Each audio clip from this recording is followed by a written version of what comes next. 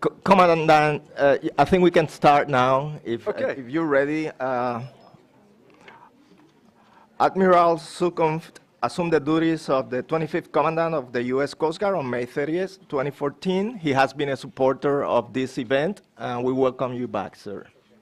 Okay. Hey, Pablo, thank you very much. And as people are getting settled in, and I know we have a lot of representatives here from the scientific community with us, I'm just going to flash back to 7 years ago today. And what was significant about that?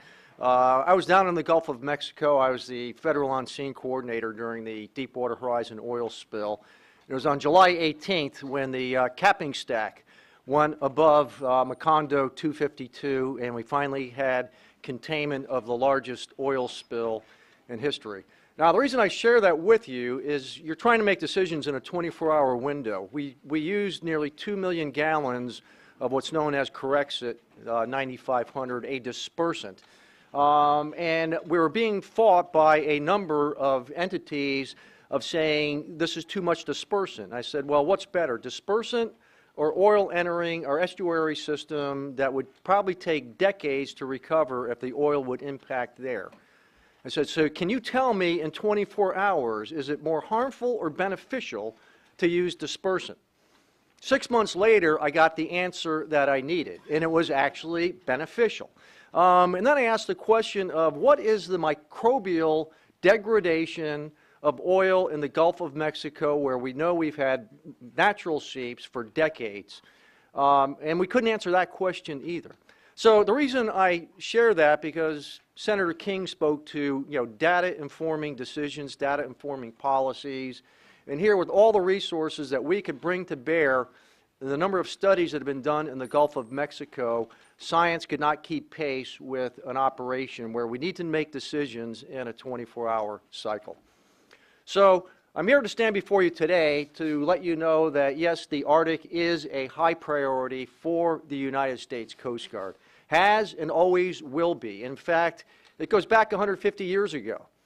What was called Seward's Folly on March 30th of 1867, when the territory of Alaska was acquired for the whopping sum $7 million. And you saw Chris' slide up there, all the billions that are generated. $7 million, 2 cents an acre, we acquired the territory of Alaska. And think during the Cold War. Had we not acquired the territory of Alaska, where would we be then and where would we be today? So history can be informative, whether it was an oil spill or whether it was an acquisition. But now we look at diminishing sea ice in the Arctic. And so what has the Coast Guard been doing about that? Well, the first thing we did is we wrote a strategy for the Arctic. In fact, we wrote a strategy at the same time the White House released its strategy. It's called the National Strategy for the Arctic Region. And there's some do-outs in there as well that talk about how do you implement a strategy. And that question was asked earlier. Ratification of the law of the sea is in there. Now, why is that important? Well, over the last decade, the Coast Guard cutter Healy has done extended continental shelf mapping, and our extended continental shelf is roughly the size of the state of Texas. And when you look at the untapped oil and gas reserves that are up in the Arctic region, much of that is in our EEZ or in our extended continental shelf. At the same time, Russia is laying claim to much of the Arctic Ocean. That will go before the UN. There are certain protocols that need to be followed. But what if? What if Russia lays claim to all of that and all the riches that lie below the surface of that ocean? I was up on the Shell drilling rig in 2015 and 14. And at that point in time, in 2014, the index for Brent crude oil was $110 a barrel. Today it's 46. There's a huge oil find in the Permian oil basin. So I keep a track of that as well, because I don't envision we're going to see oil above $80 a barrel over the next decade.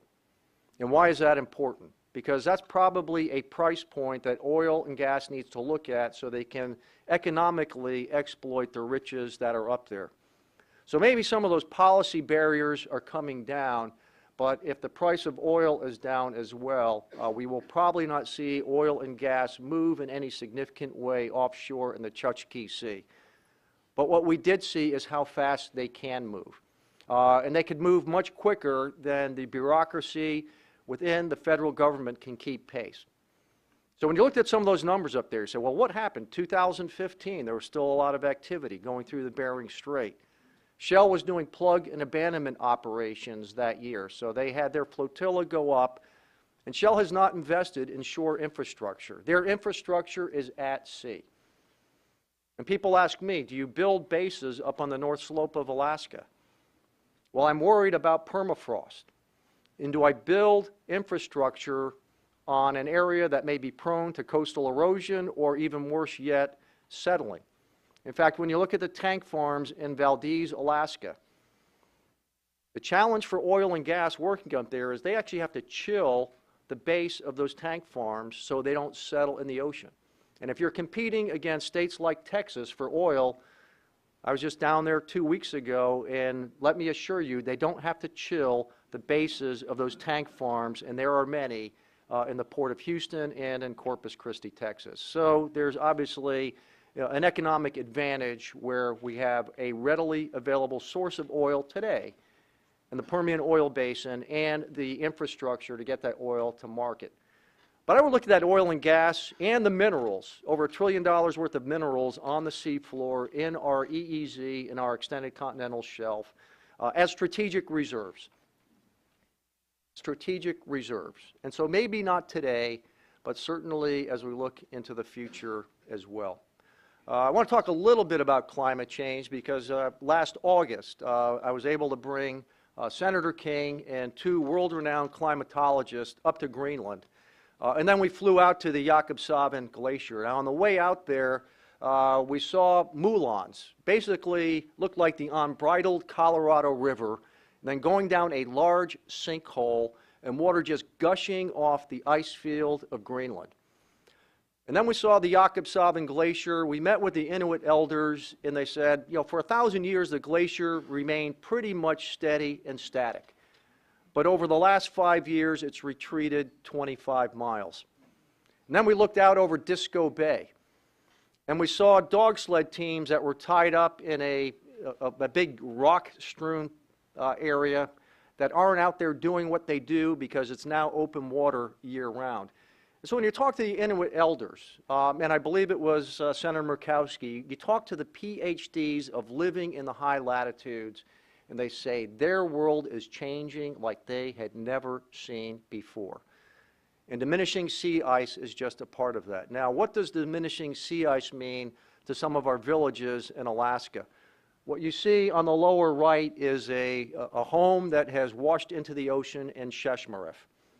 In fact, the village of Sheshmaref, which is just below the Arctic Circle, they're among 31 villages in Alaska that are looking with trepidation over sea ice retreats, which has been their natural barrier to winter storms, otherwise known as hurricanes in the lower 48 states.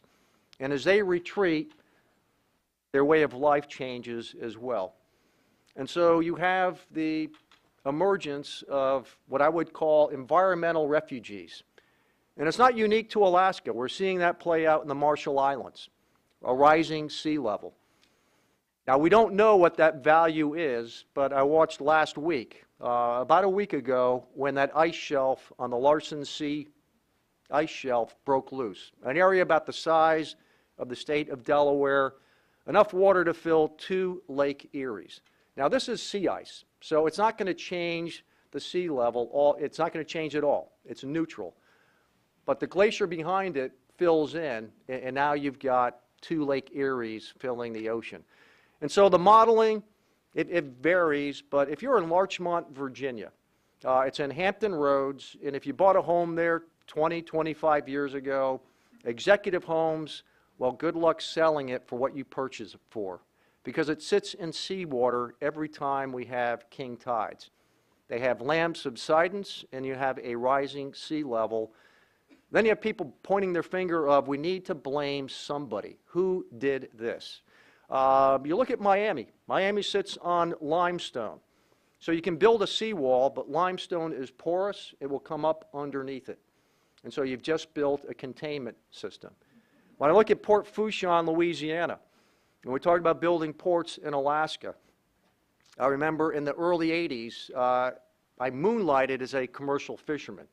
That's why I'm still in the Coast Guard. I was Forrest Gump before he got famous at fishing. But that was just a village of fishermen, and then oil and gas moved offshore, and Port Fourchon was basically built by the oil and gas industry. In fact, when you look at our offshore capacity in the Gulf of Mexico, Port Fourchon would be that center of gravity. If you have a rise of sea level of 2 meters by the end of this century, Port Fourchon is now underwater.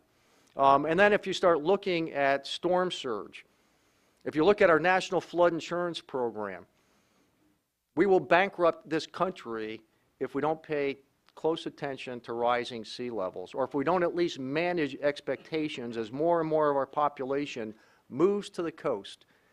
But you've got to understand what is happening in the high latitudes. You are all familiar with polar acceleration. But you actually have to go up there, you have to actually visit, you have to talk to the natives who live there to see firsthand what is happening and how that affects the entire globe around us. It does not happen in isolation. Since I last spoke to this group 2 years ago, what else has the Coast Guard been up to? In October of 2015, we created an Arctic Coast Guard Forum. We have an Arctic Council that writes policy, they sign treaties, but there's no way to operationalize that. And so the first order of business was, how do I get my counterpart from Russia here in Washington, D.C. to kick off this Arctic Coast Guard Forum? And through our State Department, they said we absolutely have to have an open dialogue, a transparent dialogue with our counterparts to include Russia. And in fact, this forum would not form at all had we not brought Russia to the table. So I give my staff and the United States Coast Guard credit for, first of all, establishing this. Then what do you do with that? We've met 3 times since. Last year in Nome, Alaska, we did a large search and rescue exercise.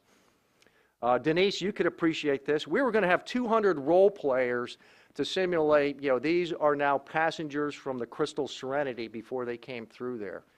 And the village of Nome, city of Nome said, we don't need 200 role players to overwhelm our system. 20 will overwhelm us. And so you've got 1,700 passengers on Crystal Serenity on their way up, and they're coming through there again this year. You heard from Senator Murkowski, 4.7% of these waters are charted. That's a cause for concern, because in 1912, another cruise ship hit an iceberg, the Titanic. And as horrific as that was, it would have been worse yet had not the Carpathia been in that proximity. Otherwise, everyone would have perished. So where is Carpathia up in the high latitudes should something go amiss with Crystal Serenity? And just to bring that closer into focus, I was in Iceland a year and a half ago. And I was on the Icelandic Coast Guard vessel called Thor. And if that's not a name that just wants you to beat your chest, I don't know what is. And I was looking on their charts, and the datum was 1912.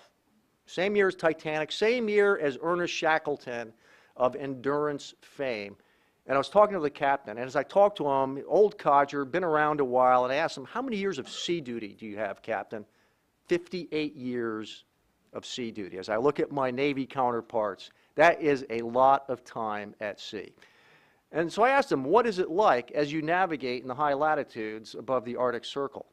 And he said, well, they will normally send a boat out in front of them with a side scan sonar and then doing updated surveys.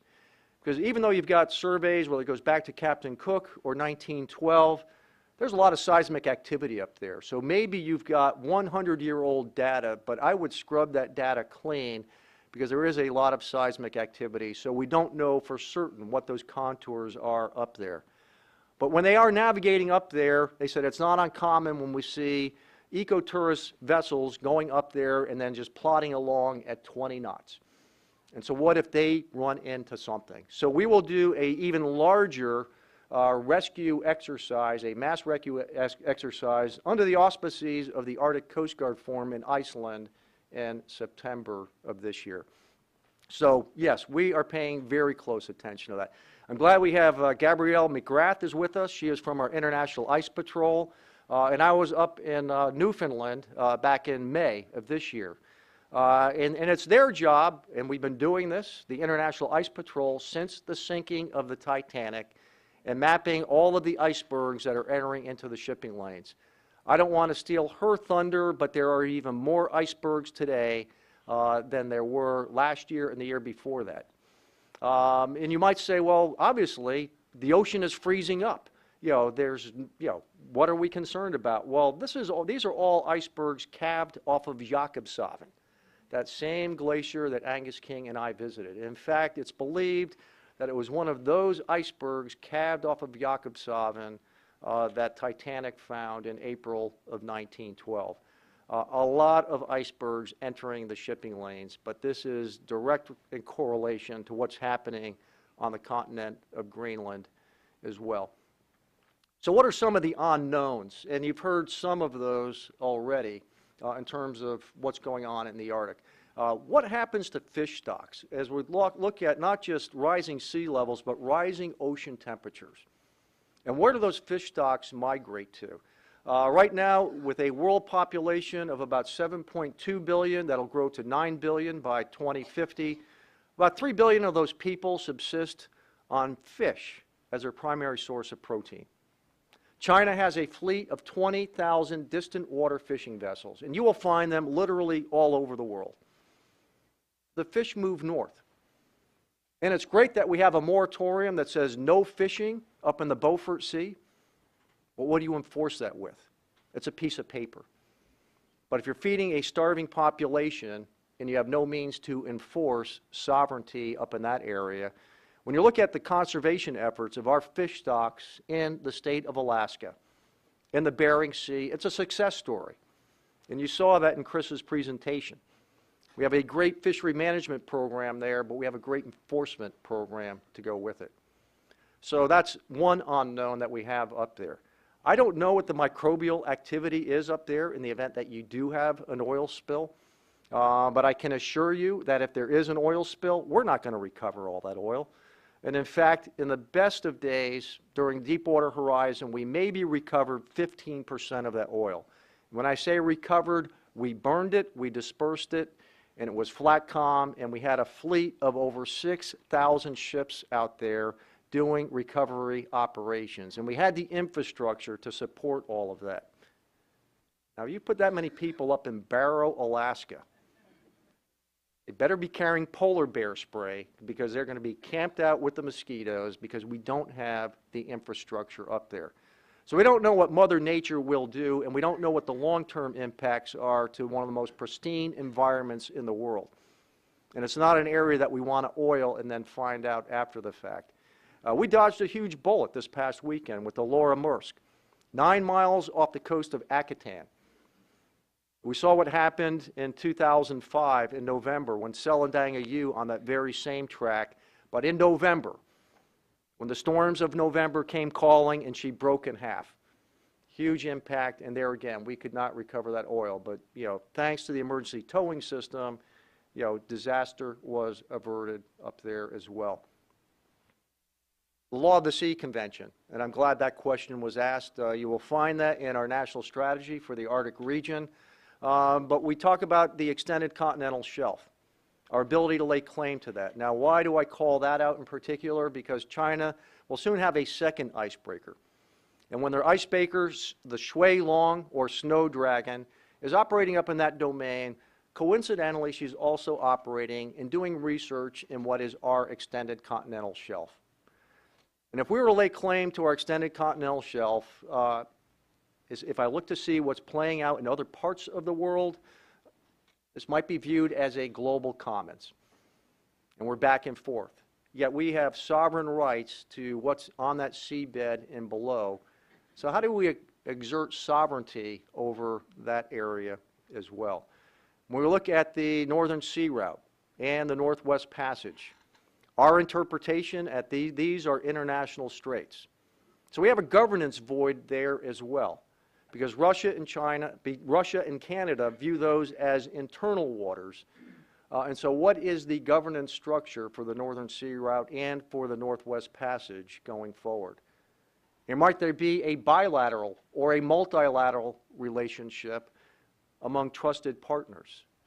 It's a policy decision, and we're the executors of policy, not the makers of policy. But I say that as a service that's been literally operating up there since 1867. So what else are we investing in up in the Arctic? Next year, we will put several CUBE satellites into orbit that will have a nearly geostationary positioning in the high latitudes, and mostly for search and rescue. So when those beacons, should there be a distress, it will downlink, and we now know there's a distress, because you get much north of 72 degrees north, and you are off the grid in many occasions. And certainly our first priority is for safety of life at sea. Now, I've been working, previous Commandant, in fact, the 3 Commandants before me have been elevating the issue of we are an Arctic nation, and yet we have not invested in our ability to exert sovereignty in the high latitudes. And by that, we're talking about icebreakers. You'll hear more about that tomorrow from our acquisition directorate, but we chartered a study 5 or 6 years ago called the High Latitude Study that said if we need permanent presence in the Arctic and Antarctica, you're going to need 3 heavy and 3 medium icebreakers. And that's been our narrative up to date right now. We do have funding in this year's budget and in next. It gets us out of the starting blocks. In fact, we've already awarded studies to 5 shipping companies here in the United States, built in the United States with U.S. parts. But we might look at a different design, maybe not designed in the United States. We're looking at Finland. We're looking at Canada, some parent craft designs to drive down the cost and accelerate the timeline with which we can deliver this. We've created an integrated program office with the Navy. And you say, well, why did you do that? Because the money's in the Navy shipbuilding account right now. That's where it was parked, and enough money is parked in there to build the bow of the ship. And maybe you get a couple of navigation systems, but we've got about $150 million set aside. It's going to cost more than that. We're also doing trade-offs of how do we bring this into an affordable range and yet meet all the requirements. And I say that because we have not built a ship of this class in over 40 years. Now, the good news is industry has stepped forward.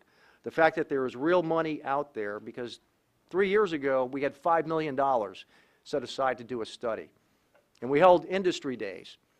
And we had 3 members of industry show up. They said, well, if you're talking real money, someday we'll show up. So we held industry days a little over a year ago, and we had over 350 folks from industry internationally all in on icebreakers. So we need to build the first one by 2023. And that's been my push right now, but we need to fund that as well. So that's one area where we need to invest, but there's a human element that goes with that as well. I might bring that 58 years of sea duty captain from Iceland over here to the United States, see if he'll support and defend the Constitution of the United States. But you also need to invest in the human experience factor.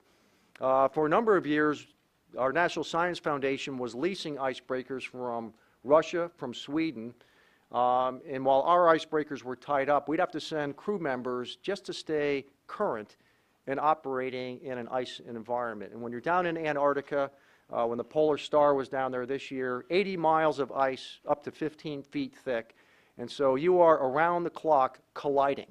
And in most occupations, if you have a collision at sea, it's your worst day. But that's what they did around the clock so they could resupply our ice station in McMurdo. Why we need that capability of a heavy icebreaker as well. So as I work the audience, and you heard from Senator King, we need data. We need, in pictures. And as simplistic as it sounds, when I put 40 icebreakers, which is about the count that Russia has right now, are 1.5. The other aspect I look at, well, what else is Russia bringing to the high latitudes? And in 2020, they will deliver, at least it's on the schedule, 2 icebreaking corvettes. These are combatants. So now we have combatants operating in the high latitudes. Our Navy is not looking at surface capability because they have subsurface capability. And it's great that we have that capability, but you don't want your only course of action is a torpedo. What else might you be able to maneuver in diplomatically, short of war, in a conflict, just in an ability to assert sovereignty? So as we think into the future, what does an icebreaker need to do? Fisheries enforcement? Does it need to be a floating command and control system if we have a major oil spill? If we have an encroachment on our EEZ or extended continental shelf? Or do we have to retrofit these icebreakers with an offensive capability in the event we no fooling find ourselves in a standoff in the high latitudes? But these are the questions that I ask my staff, that we need to think creatively. We can't think back to 1867. We can't think back to 1912. And we need to understand that the pace of change will happen so quickly that we will miss this opportunity.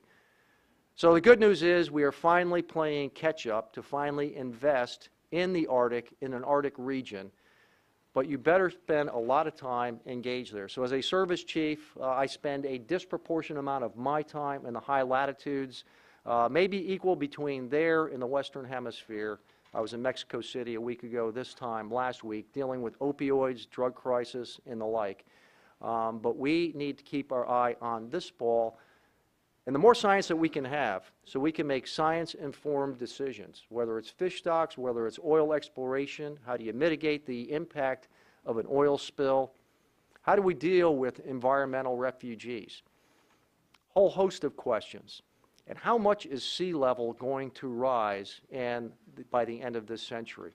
I'm using a planning factor of 6 feet, 2 meters. And why that? Because the numbers vary, but I'm not going to assume that it's going to be steady, that it's going to be flatlined. Now, it would be easy to assume that, and then you don't have to do anything in reaction to it. But if we have more frequent, more severe storms, more inundation, and a rising sea level that now affects the high latitudes as well, we as a service better be ready for that, because our motto is indeed Semper Paratus. Pablo, you're standing up, which means I might have a minute or two for a question, but I just wanted to use that to whet your appetite. And again, it's great to see so many familiar faces here taking a keen interest on ice diminishing in the Arctic region. Commandant, you have a minus 2 minutes. Minus 2. Okay. But just to remind you that there's a press conference scheduled right now, but we're still going to allow for 1 or 2 questions, okay. Perhaps one for the audience and one. Let me just walk you around the collage behind me in the absence of that. Obviously, Crystal Serenity on the upper left. On the upper right, that is at Faneuil Hall, we stood up the combined operating guidelines with the 7 other Arctic Coast Guards. So really, it was a watershed event. Sheshmarif, as I talked about. In the middle, that is the Louis Laurent and our Coast Guard cutter Healy. Pablo, you were on board. That is a collision course, and Healy is the giveaway vessel, by the way, so I hope you weren't distracting the conning officer. But no, we actually do extended continental shelf mapping with our Canadian counterparts up there. It really is a great combined operation. On the lower left, that is Kuluk when she went aground, and she has now been scrapped. But just an indication of how harsh this environment is. Ice might diminish, but for those of you, if you've never been up there, I'll close with my one sea story. When I was commanding officer of the Coast Guard cutter Rush, winter Alaska patrol, and we're ducked behind St. Paul Island because the wind's blowing 70, 80 knots. We're waiting for it to blow through, and we find out that a ship's breaking up 300 miles from our current location. So we come out from the lee, and had 3 brand new crew members on board the ship. Now, when you're standing on the pilot house of the ship, you are 55 feet above the water. As we're plowing into these swells, we're now watching the swells breaking down on us. We're logging between 75 and 85-foot seas. So maybe ice diminishes, but make no mistake, this is a harsh, harsh operating environment. So if you want to go up there and do ecotourism, I suggest you bring some Dramamine in your kit as well. But this is no country for old men. Thank you. Since we're getting late for the news, for the press conference, this is a yes or no question. and you don't have to expand. Very lawyerly of you. Is the United States considering Arctic patrol ships comparable to Norway's Svalbard and Russia's two planned ships with specs similar to the Svalbard? Yes or no? It doesn't lend itself to a yes or no question. Yeah, no, You could expand a little bit. Yeah, I won't. Yes or no. What I will say is, I mean, we're fully transparent what our needs are, what our requirements are, and we're working with industry to deliver what this nation needs. Make no mistake, I mean, these are national assets. We are a military service, and we need to look across the entire spectrum of what capability do we need in the Arctic, but we can't shortchange ourselves. These are platforms that will be around 30, 40 years from now. So we need to think long-term on that. And I'll be happy, I guess we're running out of time. I'll be out in the lobby as well. I'll be happy to take any questions after the fact. Thank you, Pablo. So again, you're going now to the press conference, and you're saying that you'll be available after that? I will. I appreciate that. Thank you. All right, thanks.